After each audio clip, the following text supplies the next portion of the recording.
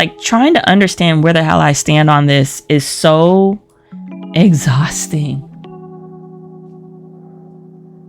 Y'all, like I literally be so tired of just having to think through this shit while my counterparts are just showing up. And so it's like I'm trying to figure out, it's like this war between how far should I allow things to go when I feel like my blackness is being attacked in some way or misunderstood or misappropriated.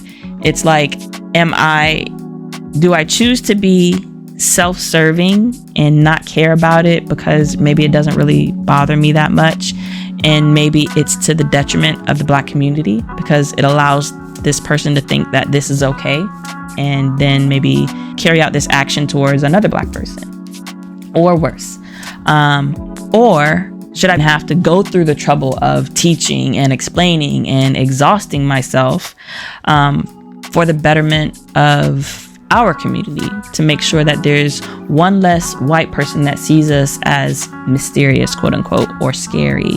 One less white person that is going to go out thinking something completely false about who we are as a people, and therefore begin to enact laws or interact with Black people in a way that just isn't fair or right or based on anything real in our culture.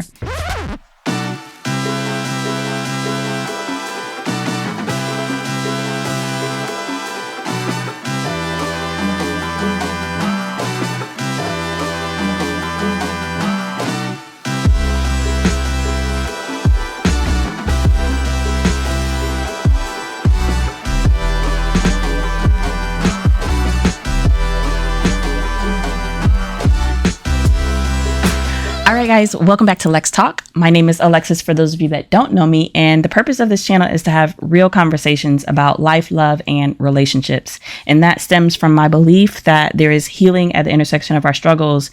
And so I think that when we are open and honest about what we go through and what we feel, we give ourselves the opportunity to come alongside one another and open up to our similarities and just feel a little bit less alone in this journey called life. So, next week, I'm going to be hosting an event that is aimed at highlighting the need for diversity in STEM careers. And so for those that don't know, STEM includes science, technology, engineering, and math. And so me as an architect, I fall into that sector. So this is definitely something that is near and dear to my heart. And so the event next week is going to be PG. As a matter of fact, it is targeting middle and high school students. So I'm not going to be able to speak as freely as I can on here. And also it's not going to be about me. I'm hosting it. So it's going to be featuring other STEM professionals. So I figured I would come on here and get it off my chest, so I'm not just bursting at the seams next week, because y'all, this definitely hits home for me as somebody that has been in white spaces for most of my life, my educational and professional career. This definitely hits home. And so, I remember a time when I was at work. Don't ask me what job, what city, what project, because it ain't your business. Also, I'm not trying to be messy like that. But anyways, I was at work, and my director at the time, he came up to me. He was like, "Hey, Alexis, do you have a couple seconds?" I'm like, "Yeah, sure. What's up?" So he asked me to join a meeting that's happening in the conference room. And so, I get my things and I go. And as soon as I get into the meeting, things start to make sense. Maybe a week or so prior, he had mentioned to me that there was a project that was going on that we were slated to be on, he and I. He hadn't been briefed on it yet, but he was like, just keep an eye out. It's probably going to come across your desk soon. So this appeared to be that project. So just to set the scene, there were 6 men total in this meeting, and 2 of them were fair-skinned Latinos, and then the rest were white. And then there was me. So for those of you that are just listening by audio and have never seen my face, it is Black. No mistaking that. And there were also 3 white women that were part of the meeting, but they weren't part of the design team. So they didn't really participate in the discussions or anything. And so at this point, they're like, all right, what do we need to do to prepare for this interview? And one of the guys, he actually wasn't with my company. He was with another company that we were going to be partnering with for this to go after this project. And so he's like, well, I think that we need to figure out this diversity requirement. So I don't know who you guys are thinking of bringing to this meeting, but we can only have 5 people. And so, yeah, I think this is going to be a big deal. So we're going to have to figure out what our approach is. Pregnant pause. And then he comes back in. He's like, so do you guys, have an idea of, who you might want to bring? Y'all. If my face could turn red, y'all, I'm so glad that my black skin won't allow y'all to see my embarrassment that way, because I was melting. Like, what the hell? And then to make matters worse, one of the guys from my office, he's like, well, we're probably gonna, obviously we're gonna have one of the principals there, and we'll probably have the PM and then just go from there. Like, you are not slick. I'm the fucking PM. Like, I know what you're doing, sir, and you're not slick. It's not cute. It's like they're having this conversation about me to my face, but in a code that anybody can literally decipher. Like, sir, this is just disrespectful at this point. Like, what the hell is going on? So I'm embarrassed. At this point, I'm throwing up in my mouth and I'm like frozen. Like, I just went into complete shock because it kind of felt surreal. Like, is this really how these grown ass men are handling this right now? In 20 whatever the fuck year, are you serious? Is this how it's going? And so I'm caught off guard. I'm embarrassed. I'm uncomfortable. And to make matters worse, I'm literally sitting at the head of this conference table because I came in last. And so I'm looking at the TV screen, and the entire team is sitting along the length of this conference table, and they're looking at the same thing. And although they're not looking directly at me, who's sitting in front of the TV? My black ass. So their gaze is right across my cheekbone. Like, so they're able to, even if I'm not able to turn red, they're able to see all of my discomfort in that moment. And so I'm like, oh my goodness, trying to figure out, all right, Alexis, what the hell is happening? I'm trying to make sense of all of my mental and emotional, like, whatever the fuck is going on, and saying, like, should you address the elephant in the room? Sir, are you trying to ask me to be present at this interview? Like, are you trying to ask them on my behalf? Like, what is happening right now? What is happening here? So he certainly didn't address me because, well, nobody introduced me. I walked into this meeting, halfway through. Don't even know if everybody else wanted me there or just my director, but walk into this meeting, nobody introduces me. Nobody brings me up to speed on what the hell this project is about. I'm just over here trying to, like, connect the fucking dots like this is a damn riddle for no damn reason. And so honestly, that was at that point, or at some point, I should have just stepped in and done that, like gone ahead and introduced myself and said, all right, what are we talking about? Why am I here? And all this other stuff. But it's one of those times where I knew everything that I should have done after the fact. But in the moment, I have all of this, doubts that are creeping in. I'm feeling like, all right, I need to maintain a certain level of decorum. I don't want to just jump in out of turn. All these things that just kind of undermine what I know I need to do, just kind of second guessing myself. And so that's complicated by the fact that they're speaking about me as though I'm a fucking commodity. They're talking about my blackness like it's up for sale right in front of my face. Like, sir, just call a spade a spade. What the hell?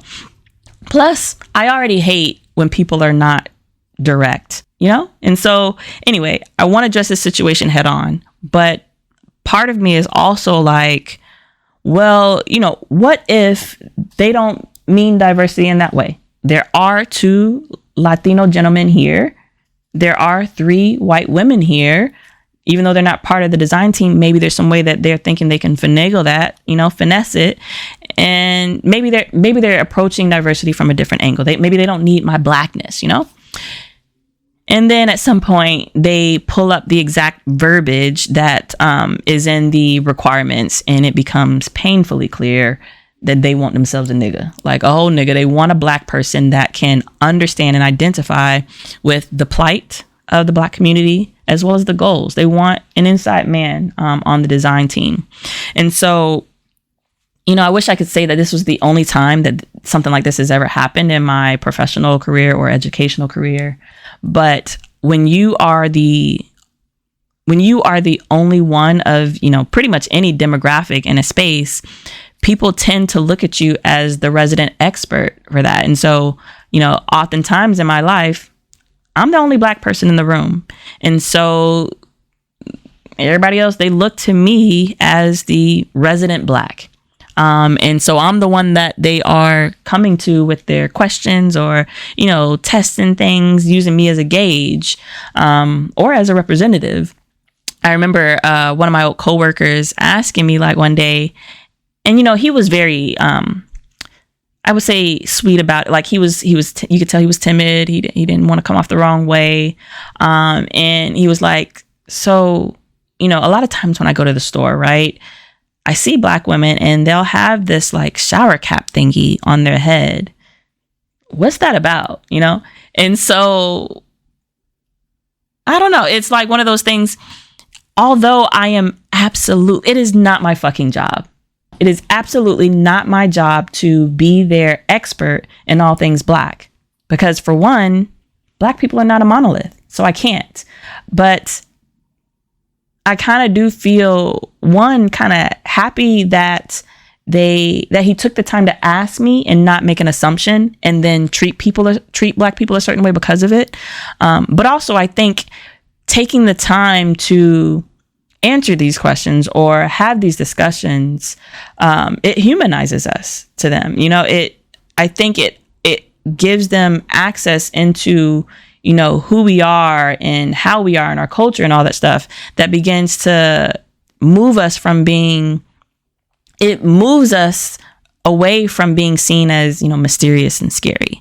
And honestly, I think that's the place where things get kind of dangerous. I think that is when, we get wrongfully harmed, or I think that's when we get, laws that unjustly affect us, or, I think that's the reason why we just got black emojis in 2015, like, by the way, a black woman was the inventor of that and never got her credit. She was also a STEM professional. Whoop, whoop. But yeah, so I think that there's a good in taking the time to field those questions. And by the way, I'm not talking about the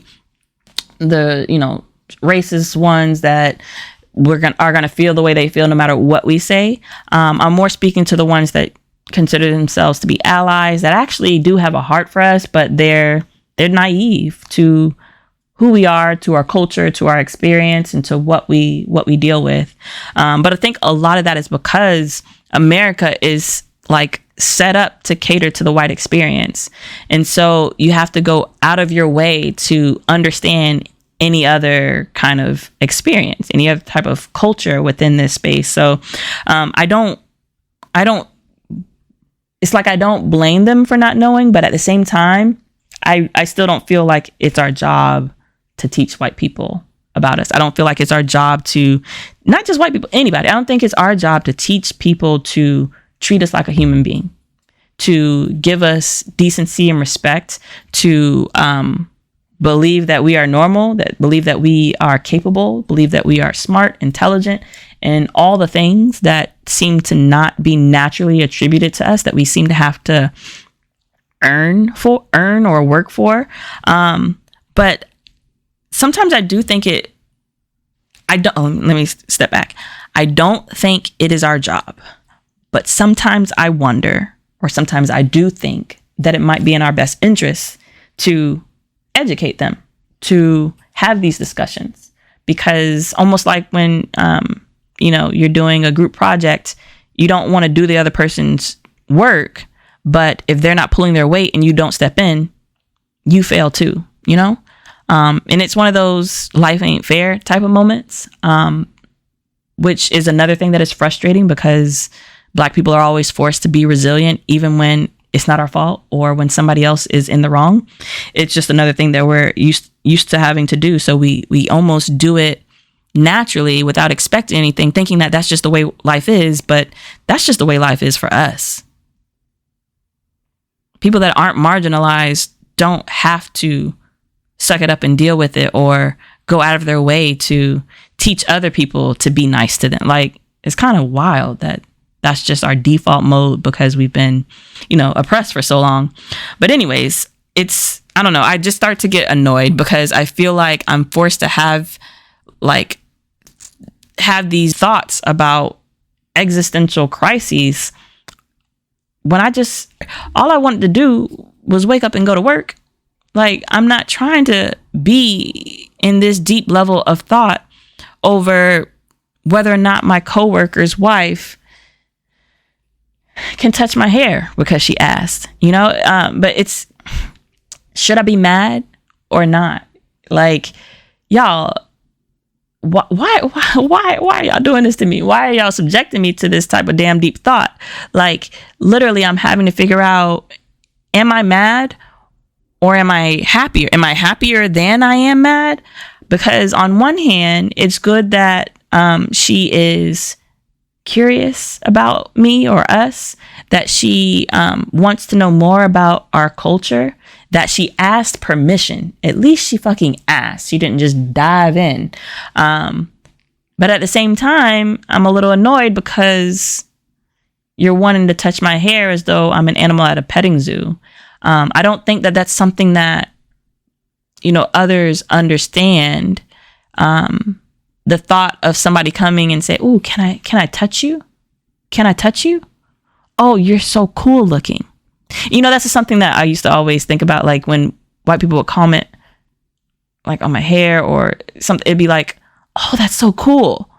It's not like they don't say it's so pretty or beautiful. Now they do sometimes, but a lot of times I remember them just calling me cool looking.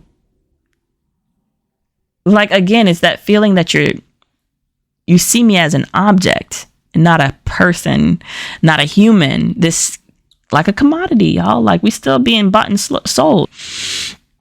It's really annoying. So then so should I be happy that she's interested, curious, and respectful in the way that she's approaching? Am I annoyed that I'm still being treated like an object or objectified in that way? And then there's the other part that's like, but what could this do if this doesn't bother me that much and I'm able to keep it cool and, allow her this opportunity to touch my hair. We kiki, we move on. And I recognize that, first of all, black people are cool as fuck. And there be black women whose hair I want to touch too, because it be looking soft.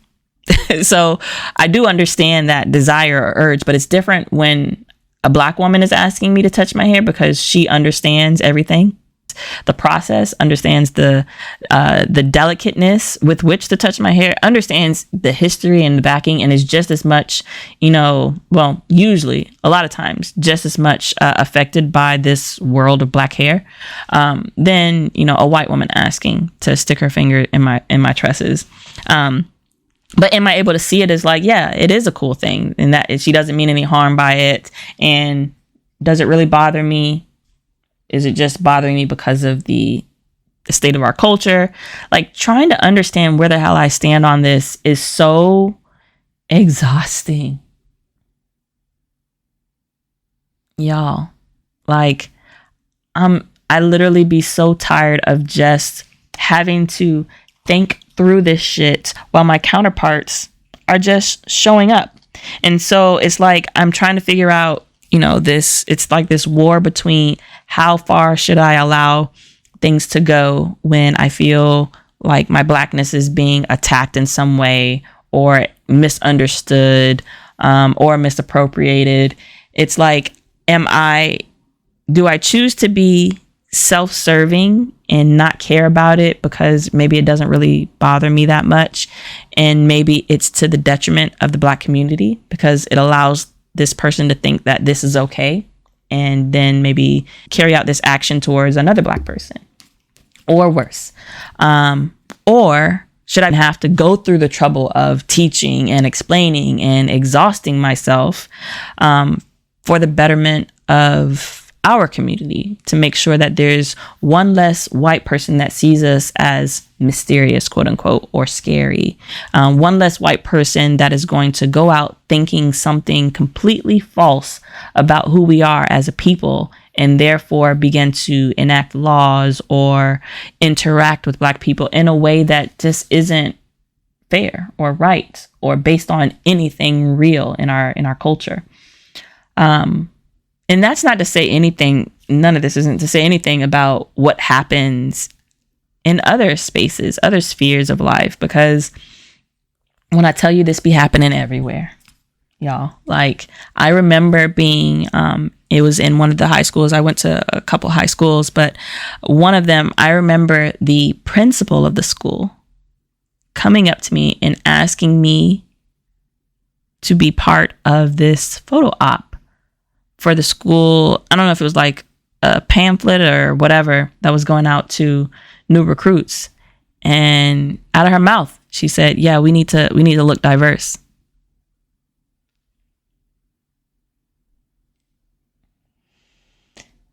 And y'all, what it is in that moment, again, I don't know why these white people keep catching me off guard. At this point, I should just expect them to say this shit.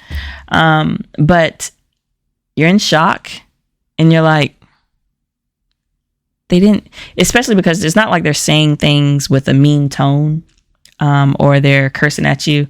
They're saying it like any other pleasantry. And so part of you is like, wait, I know the words were nice, the delivery seemed fine, but somehow something ain't right.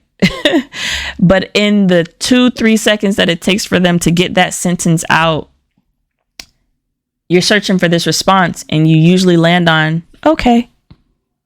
And then afterwards, you're like, God damn it, I just sold out. You feel so dirty for not acting with more, gusto and just being like, bitch, who the fuck do you think you talking to like that? But also you're like, that seems like a bit much. So it's like, where do I land in this stuff? And yeah, I definitely went to that damn photo op, y'all, and I felt disgusting.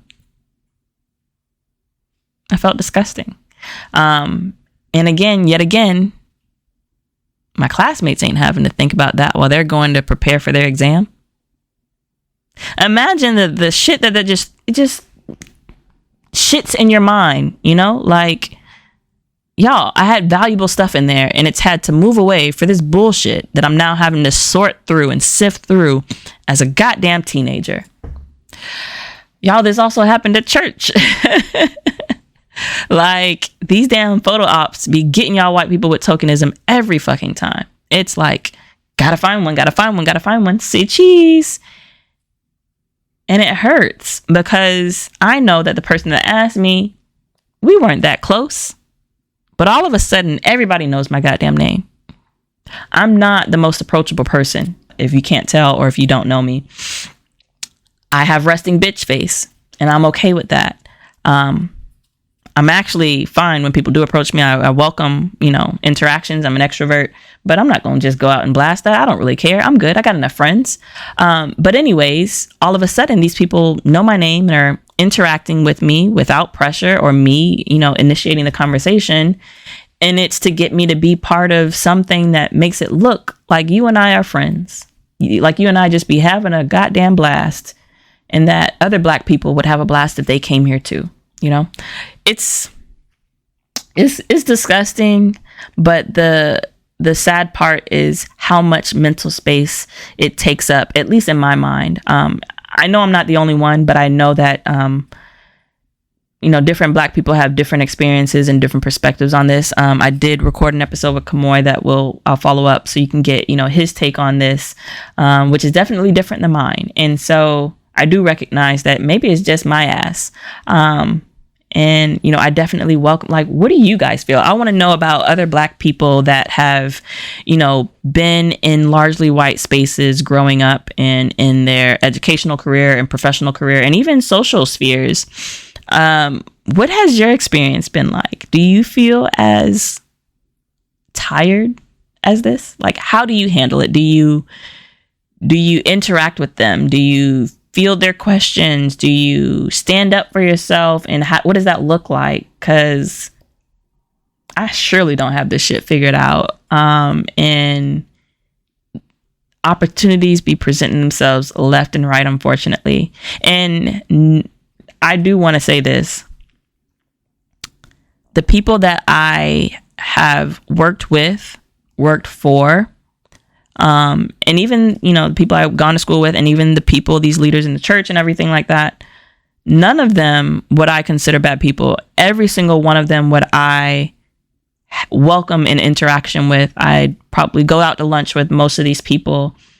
They weren't bad people. They just didn't know what the fuck the implications of their actions were. And to any white people that are listening to this, I would love for you to know that. We don't think that you're terrible people, but that doesn't mean that your actions don't hurt and don't have, lasting implications. Here's another story, one before I leave. I remember being at work, and there's this thing to the white people that don't know. Our hair, it is versatile. We can look like entirely different people in the span of a few hours. It's our superpower. It's something, our hair is something that is so controversial within our Black community and outside of it. That being said, there's a lot of pressure to have our hair a certain way in the professional space. When I decided to go natural, meaning I wasn't relaxing my hair and making it straight to look like white people. No, it wasn't for that, but I wasn't relaxing it to make it straight. My grandma had a damn fit. Why are you wearing your hair? I'm not even going to try to, but anyways, she had a fit. She just knew I was not going to get a job and that I was going to end up in prison. But to be honest, before I went natural, I thought the same thing.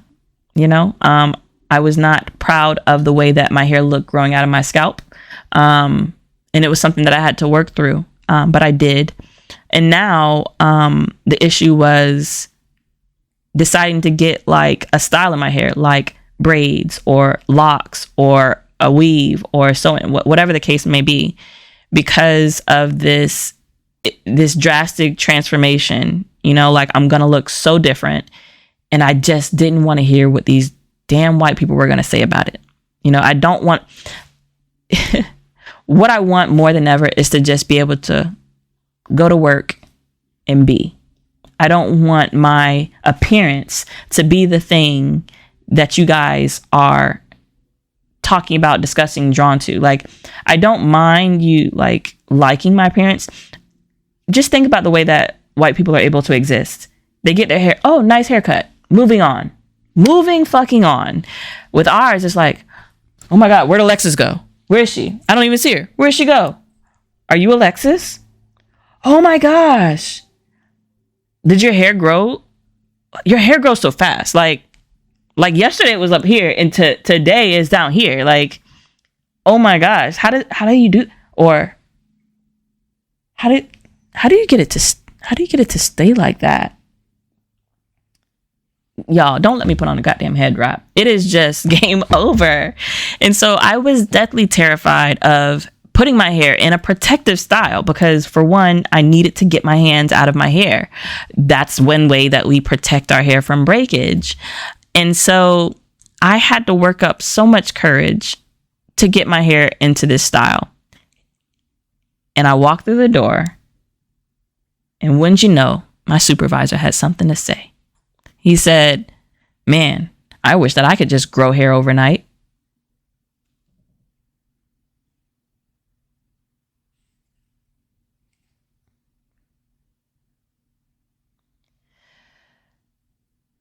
Just repeating it, it's like, I'm so fucking frustrated all over again.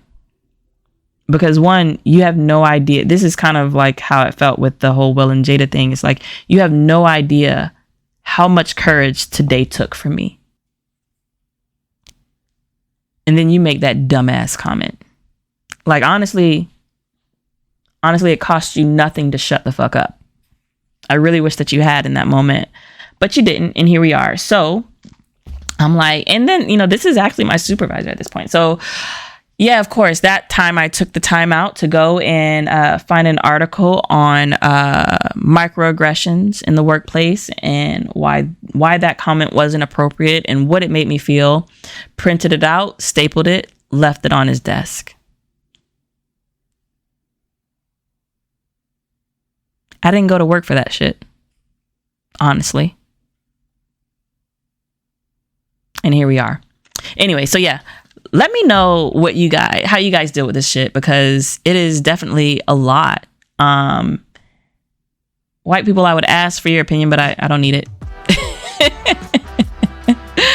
Okay, I'm in my feelings. Comments are welcome.